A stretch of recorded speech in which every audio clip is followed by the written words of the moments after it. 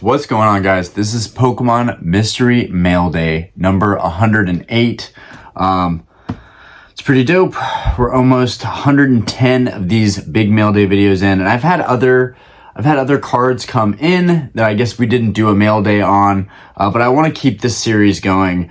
I think that I wanted to build a mail day series into this channel, and I think that's pretty dope, and I want to continue doing it, even though I do want to say that, again, doing a title that's like one of the most expensive cards I've ever bought versus Mystery Mail Day, that the other title is going to get way more traction. But I'm going to keep doing Mystery Mail Days because I think they're an important part of the channel, and for the people that have been here from the beginnings of the channel, it gives you guys kind of,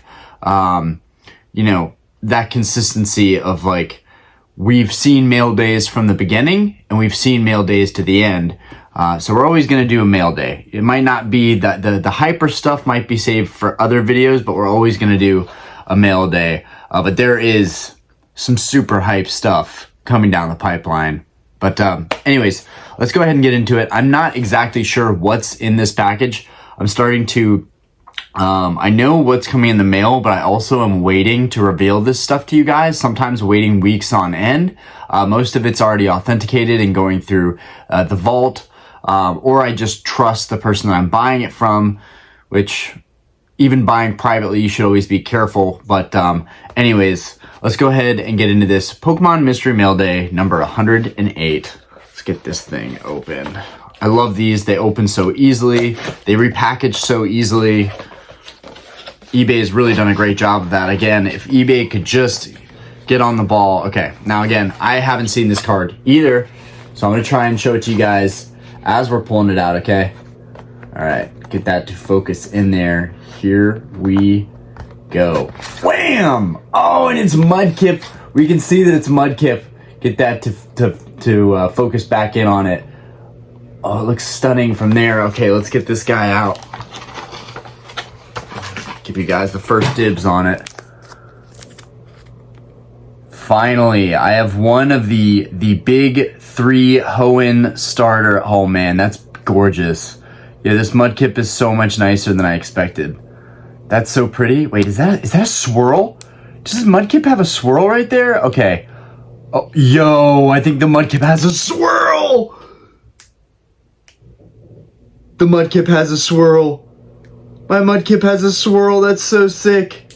Yo, I'm so happy right now. That was not a part of the transaction, and I definitely overpaid a little bit on this Mudkip, but there is for sure a swirl right here, guys, and it almost looks like a double swirl. Yo, is that a double swirl? No, it is one very strong defined swirl that was not pictured in the listing. I will say Mudkip recently sold on eBay for around $16.50. Now, it was not a modern cert. I wouldn't even call it a modern cert. And again, I have some of these 6 certs, but I don't like the 6 certs. I have had bad experience with 6 certs. I don't really like them, but we're going to go ahead and look this card over. I think my Mewtwo is a 6 cert, and I'm looking at purchasing some other cards that are 6 certs, so I might just have to take a chance and roll the dice. But yeah, this card recently sold for $16.50 in auction. Guys, I just want to tell you right now, that is an all-time low for like the yearly sales. $16.50 is an incredible deal. I think $1,600 is as cheap as it got in the last 365 days on eBay. I paid $1,700 for mine, and I think that was a really good deal. And then I avoided paying sales tax by sending it to the vault, which I still had to pay $50 to withdraw it, but I was actually going to sell this card. And let me tell you guys, it was such a difficult decision trying to decide whether I would keep this in the eBay vault and I would sell it, because I need to start selling more. I need to be more proactive about being a seller on eBay and selling cards more. Otherwise, I can't really fund this hobby that I love so much. It begins to be more of an addiction and, a thing of hoarding stuff and not letting it go, regardless of like whether you're a hoarder or not, right? When people think of hoarder, they think of like trash and junk piling up in every crevice of your house, right? But A buddy said this to me a while ago, and I've got a lot of great advice. Also advice that I feel like I shouldn't have taken based on my own needs as a collector, and that's something that you guys, if you get anything from this video, because typically in the mail day videos, we're talking about the mail, right? But I do want to have some gem of knowledge in there.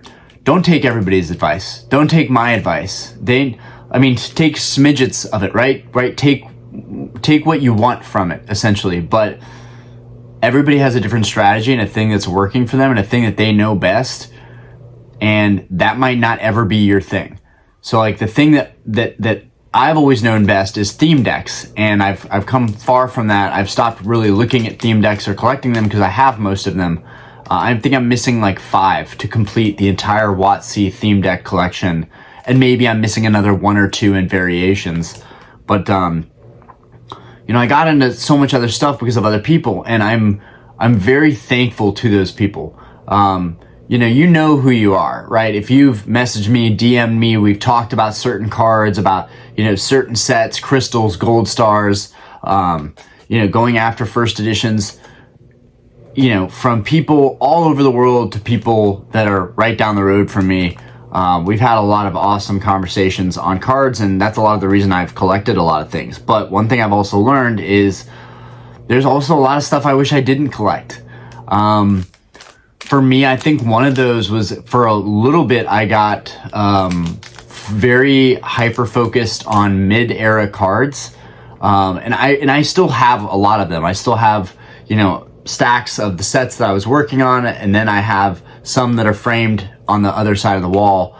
But like, I really wish I would have put that money more towards going after the Grail cards that I'm going after now. That's clearly what I like the most. I literally have it down to a science what my favorite things are. And there's so much in this hobby, but for me, my favorite things, the gold stars, shining first editions, which I don't have a single shining first edition. I only have the unlimiteds, and I only have 4. But I want to complete that set in first edition. The gold stars, first edition base set, and the crystals. And I will continue to buy crystals and sell crystals because I think that they are phenomenal and pretty undervalued. They're pretty awesome. They're pretty rare, and the artwork is amazing, particularly on the Nidoking. The Nidoking, I think, is grossly undervalued, but it is what it is, right? I'm not complaining. I'll be able to get deals on some of them and buy more of them. And that's a plan of mine. Same thing with the Lugia. I think the Lugia is undervalued. Very similar population as the Charizard. And I know Charizard's always been a fan favorite, but the Lugia looks just as good as the Charizard does. I just don't understand the pricing on it. So maybe I need to do more due diligence myself to understand all that. But I think it's just favoritism and cards that we really like. I understand it with the gold stars. Like, for instance, take Mudkip. The other starter brother and sister cards, Trico and Torchic, right? So Mudkip and Trico are around the same price range. Trico is a little bit less than Mudkip. I'm not gonna lie, I think Mudkip is the best looking one, and that's why I went for it first. And it was just a nice treat that this Mudkip happened to have a swirl going on right here. Dude, that swirl is nasty. That swirl is nasty, y'all. Might not be able to see that as well, but I'm trying to get the light on it. Dude, that right there, you can really see it. Dude, that swirl is nasty, yo. Okay. Anyways, but the Trico is a little bit cheaper than this one. They're kind of in the same range.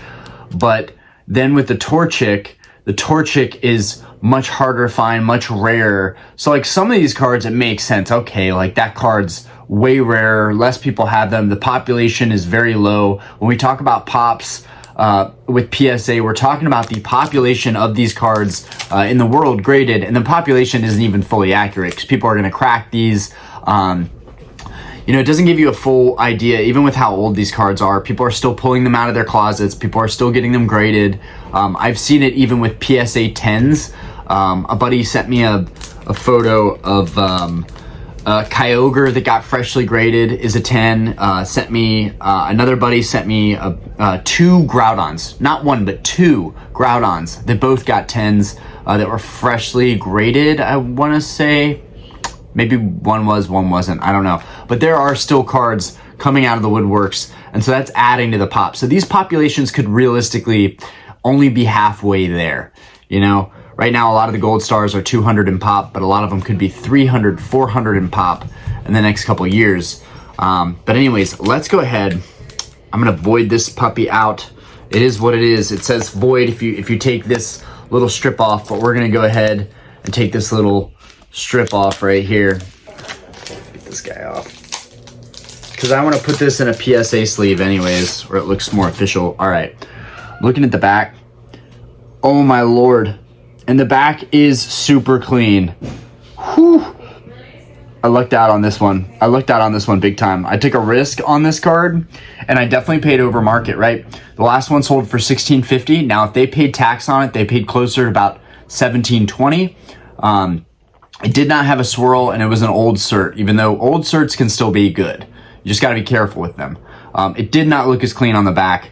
This is me also doing mental backflips on why I missed that auction. I was having a conversation with Diana, and I missed a bunch of auctions that I was hell-bent on getting, even though I have no place right now. Financially, I should be saving money, contributing more to my IRA, putting more in the stock market. I know what I should be doing. I know the boring stuff that we're supposed to do as adults, but I'm kind of like going after the cards I love is kind of my way of dream chasing, and like not knowing how to make it happen financially it's part of the struggle. It's part of the journey and the challenge, and I actually welcome it. But anyways, yeah, after tax they would have been about 10% would be 165 on 1650. So 7% I would say at least is 120.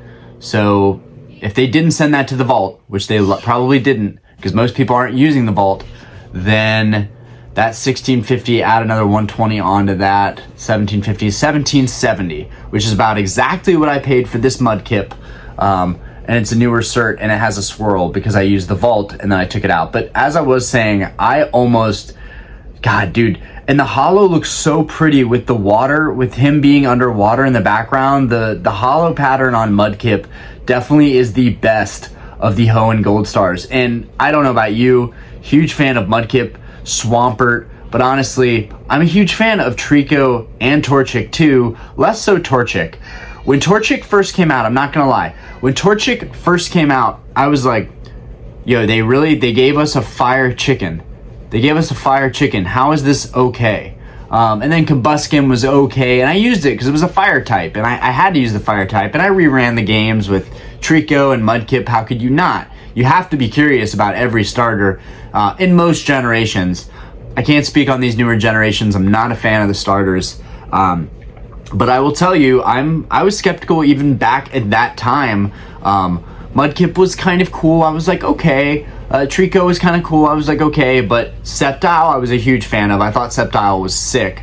Swampert, sick. And Blaziken is sick. But even Blaziken, like that whole Torchic lineup, that took a while for me to adjust to that. And now Blaziken is one of my all-time favorites. But like, I will admit, you probably have to give every generation a shot and kind of try and get used to them to start liking them. Like Skeledirge isn't that bad. He's pretty cool. Fuecoco, on the other hand, I hate Fuecoco. I just don't like Fuecoco. Fuecoco reminds me of Olaf from Disney's Frozen. I don't know why, I just don't like Fuecoco. And the cat type, Meowscarada, I know people probably love it. They have their own reasons for liking it. They think it's beautiful, whatnot. Not a fan personally, but again, like I'm not hating on Pokemon. I'm giving my more unfiltered opinions on it. Looking at this Mudkip, the front looks good. Dude, I lucked out big time on this Mudkip. I'm starting to be very happy with this purchase. And you know what? Yeah, I missed the other auctions, but it's not the end of the world. If prices, here's the way I see it also. If you do miss out on auctions like this and you're salty and upset about it, and then I'm gonna show you guys the back of this card. I'm still just analyzing it and looking at it. So this card's flaw, I remember now what this card's flaw was that was keeping me from getting it. The way the photos were taken, there's a little bit of top fuzz on this top edge, and that's from the blade that cut these cards in the factory was most likely dulled down from all of the cutting it had done previously. And so this was a dull cut, and so there's little pieces of the cardboard kind of flaking off a little bit, and I think it would really bother people. But for me, as long as it's not creased, bent, dented, as long as none of those things, there's no silvering across the top of the card or on the edges, as long as I don't see anything like that, I'm very happy. And the swirl is just a huge plus on top. The fact that there's a swirl in this card makes it way more special than it was previously.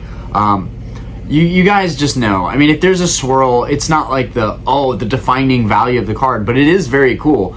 There are people, someone sent me an offer for my Lugia recently, and they were like, does it have a swirl? And I was like, not that I know of, I don't think it has a swirl. Same thing with Kyogre. Does it have a swirl? Not that I know of, I don't think it has a swirl.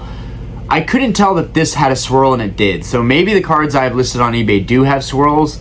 I don't know, but that's been a commonly asked question about people, and I think it's great. I think it's a great way to really refine your collection and get like something that makes it a little bit unique and special. Swirls aren't on every card, so they are unique and special.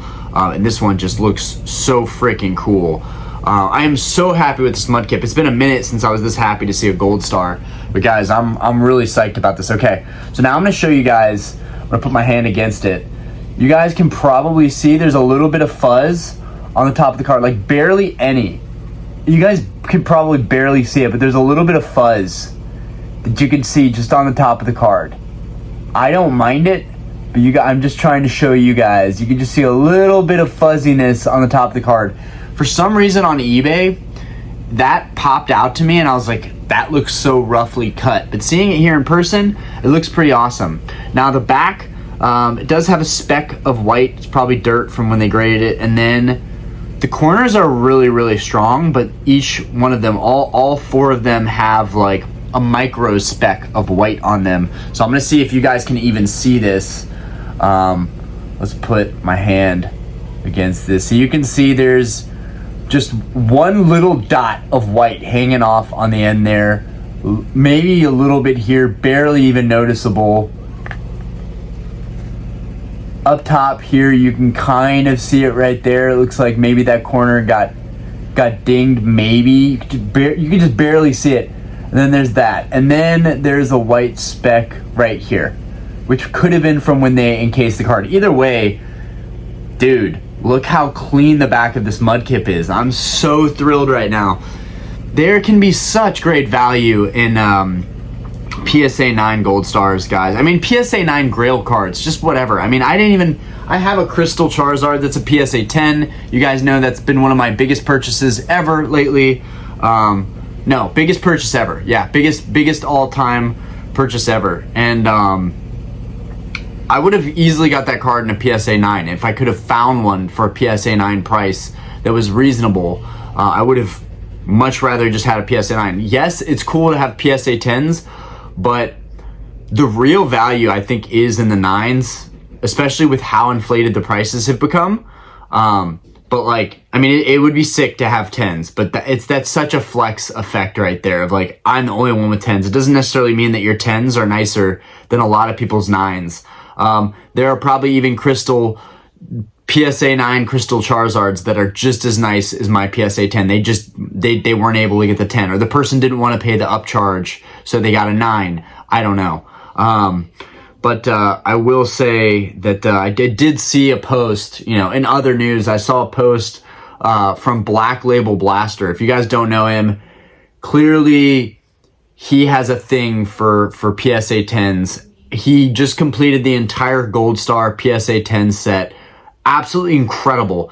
PSA is not the end game. There are lower pops and CGC pristines. You've got Beckett Black Labels and Beckett, you know, Beckett kind of perfect gem mint 10s with some 9.5 subgrids.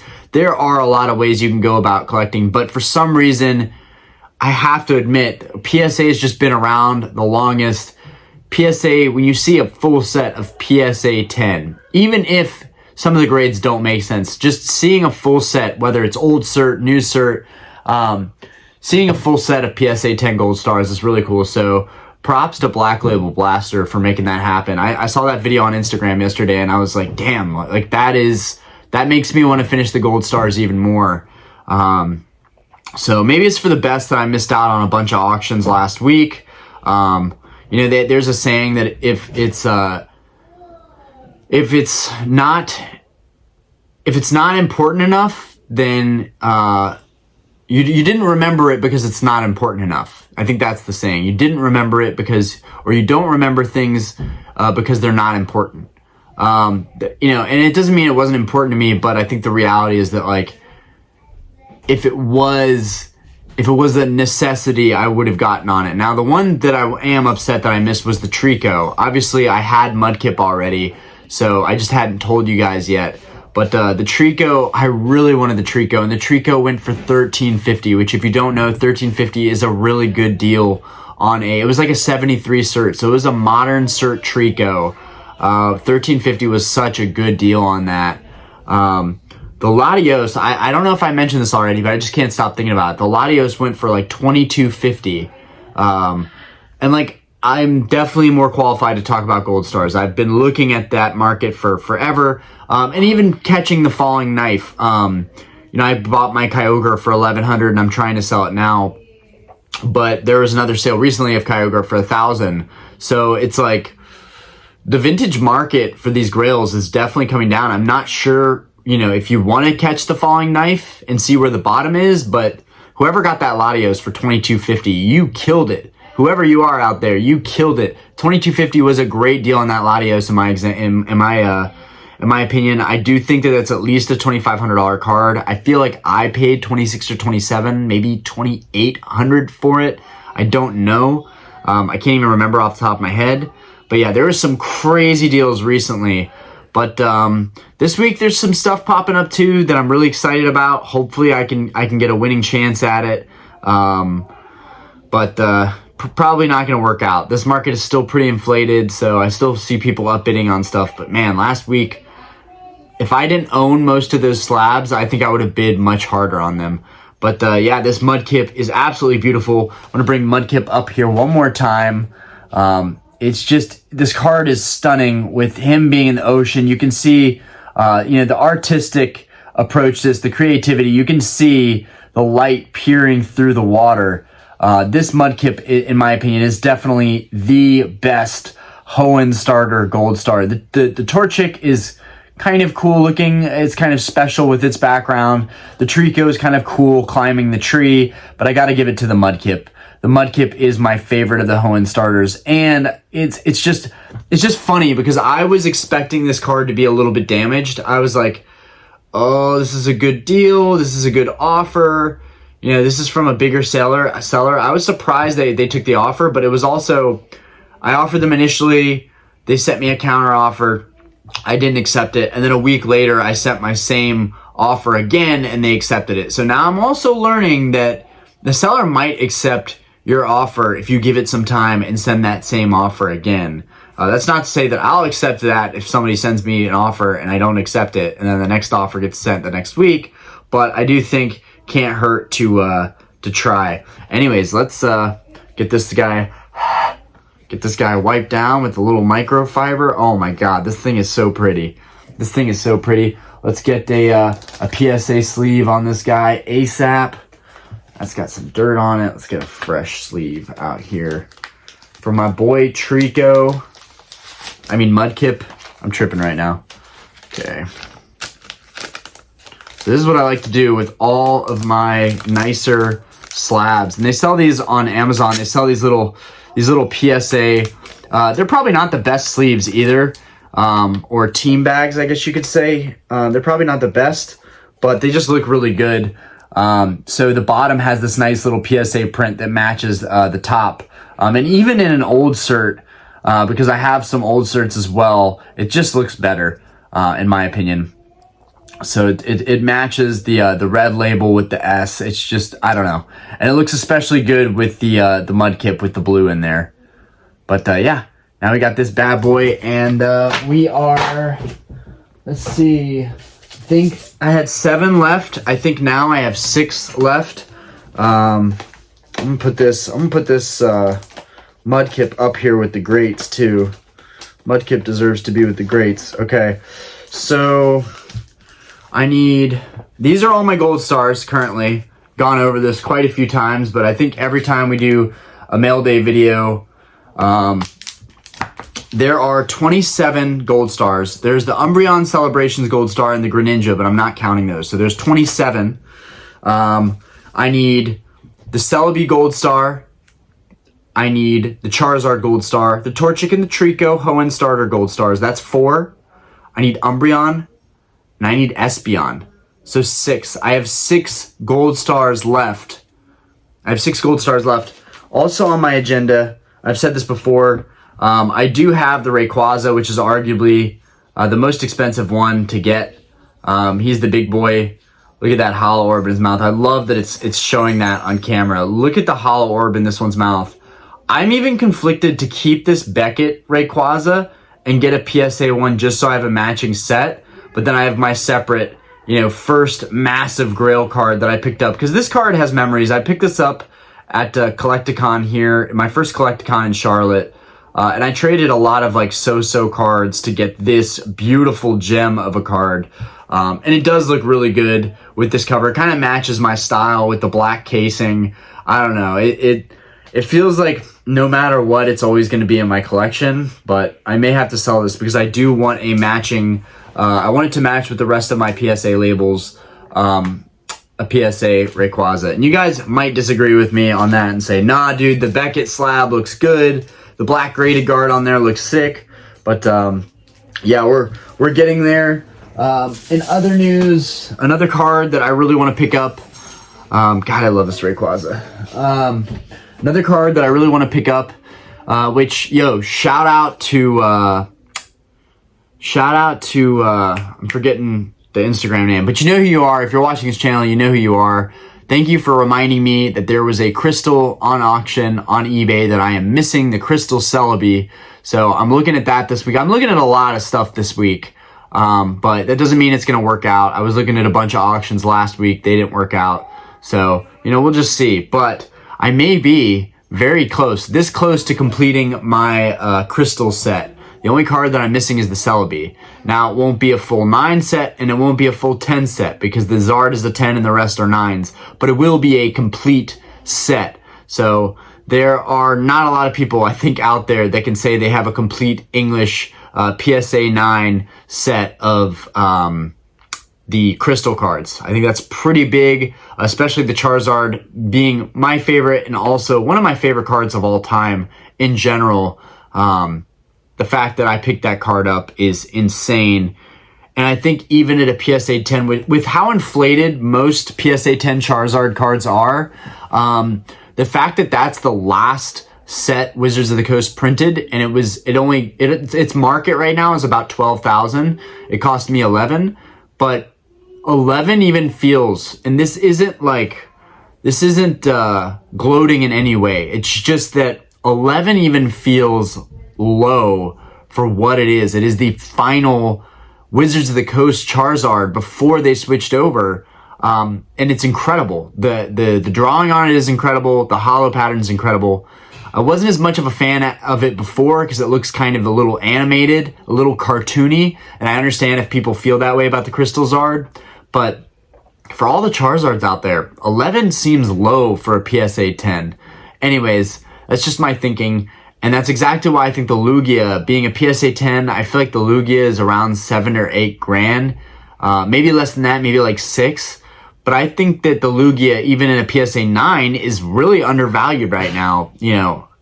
I got mine for $2,500. I'm trying to sell it for more, obviously. But even if I have to sit on it for months, I know that market is going to come up on it. But I do think even around 3 grand, which is what most people are asking for it, 3 grand, 3,500. I still think that's undervalued. I think they should be flying at 3 grand, to be honest with you. It's an amazing card. I think people are just going to eventually come back and cycle back into vintage, and they already are. But it's just odd to me that some of these cards sit, and they're so beautiful. Really, the Crystal Lugia it's so underrated. The Nidoking is horrendously underrated. There's Golem and Kabutops, and there's the Crystal Celebi and the Ho-Oh, but I just really don't see it with those cards. But the Nidoking, the Lugia, and the Zard, really mainly the Lugia and the Nidoking, those two are just phenomenal. And, very affordable. For your first Grail card, those are great Grail cards to start with. Just saying. But anyways, I will keep buying and collecting this stuff regardless. It's what most interests me. But anyways, this video has gone on way too long. Thank you guys for watching Pokemon Mystery Mail Day number 108. Tomorrow we'll be going over a different kind of topic. It's been a while since we did a mail day, so I figured we'd knock this one out today. Anyways, peace out, you guys. I hope you are taking care of yourselves. I hope you are making good habits and collecting some awesome stuff lately. Anyways, peace.